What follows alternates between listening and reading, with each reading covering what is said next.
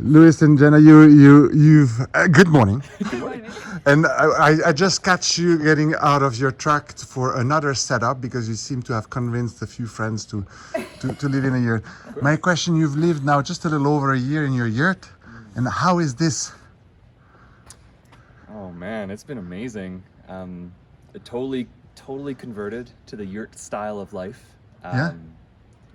Before we got the yurt, we were thinking, oh, maybe this will be a temporary thing where we can upgrade to a house in 5 years. But after living in a yurt for a year, I'm like, I could see myself living in a yurt for a long time, actually. Oh, really? Yeah. Yeah. I always tell people it takes about a year, 4 seasons to figure out the yurt, the thermodynamics, how to arrange. And Yeah. is it your experience as well?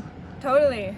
Yeah. Yeah. Spring, autumn, winter, summer, all been great learning experiences, and we feel pretty good about it now. And we have a rhythm too. We know what maintenance we do in the summer and what we need to do in the winter, and so we feel pretty confident with it now. Ah. Yeah. It's a beautiful way of life. I love living in this circular structure, and every time we have friends over, everyone walks in and they go, Yeah. Oh.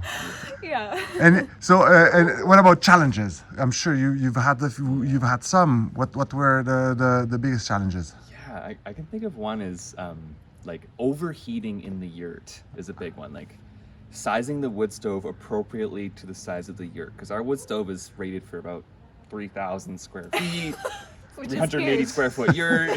Uh-huh. So our trick It's a was big wood stove. trying Yeah. to figure out the size of the fire and trying to open the doors appropriately so that we can cool down the yurt and not make it, 35 degrees in there when we're trying Yeah. to go to bed. Okay. Yeah. What about humidity? Are you cooking in your yurt?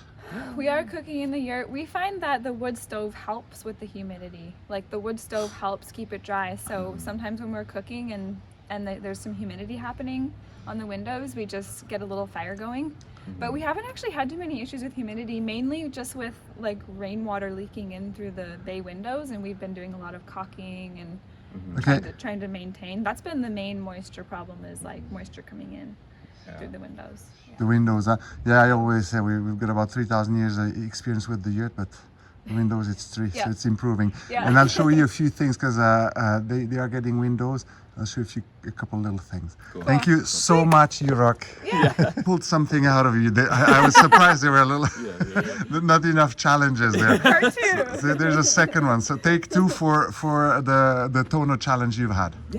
Yeah. So when we first got the yurt, when it started to rain, we noticed that water was pooling around the rim of the tonneau, because where you tuck the cotton canvas into the tonneau, it creates this dip, this depression around the tonneau. And we feel like the amount of wool that was getting stuffed in there may have torn some of the house wrap that was actually attached Oh, it and was could well supposed be. to prevent the leaks. And I think there was a bit of a tear, so we're going to need to go in there, I think, and repair it. Yeah. So as a result, it was leaking quite heavily when we first, it was all around the tonneau. It was leaking like crazy. We were like, we had the buckets out, and so we ended up getting a vinyl Orsh cover, Okay. and that solved the problem. For Okay. now. For now, yeah. Okay. Yeah. Until we can take it all apart and try to figure something out.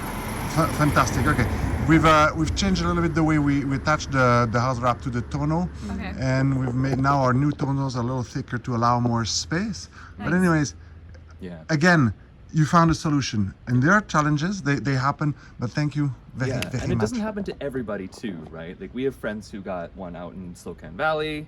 They got 2 layers of wool. Yeah. Didn't And have they to- actually built something on top of the tonneau.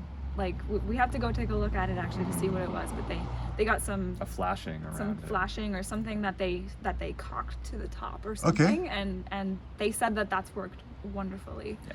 So maybe we'll find out more on that soon. So getting a yurt, you have to find your own solutions because it is adapting to your needs, to the local conditions. Yeah. But there's always one. Well, Yeah. merci, thank you. Yeah. Bye. Yay.